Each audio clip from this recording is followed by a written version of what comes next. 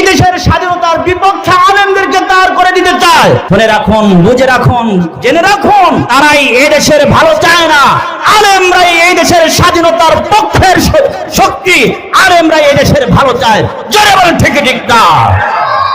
আমার ভাইয়েরা, এই দেশের স্বাধীনতা সার্বভৌমত্ব আল্লাহ পাক যেন হেফাজত করেন, বলেন আমিন। কোন প্রকার অপশক্তির হাত থেকে এই দেশকে রক্ষা করেন, বলেন আমিন। এই দেশের ক্রান্তি লগ্নে কখনো যদি দরকার হয়, স্বাধীনতার পক্ষে আবারও যদি যুদ্ধ করার প্রয়োজন হয়, নামলে আলেমরাই আগে নামবে, টুপিওয়ালা দাড়িওয়ালা আগে নামবে। জোরে বলেন ঠিক ঠিক না?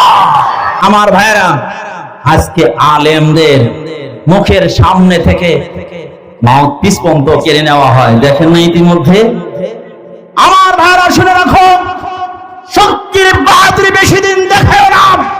আলেমদের থেকে যারা মাউথপিস কেড়ে নিয়ে সামনে লক্ষ মানুষের জনতার সামনে আসার মারো, শুনে রাখো, আল্লাহ একদিন বাংলার জমিনে তাদেরকে আছাড় মেরে বাংলার জমিন থেকে বিদায় করবে।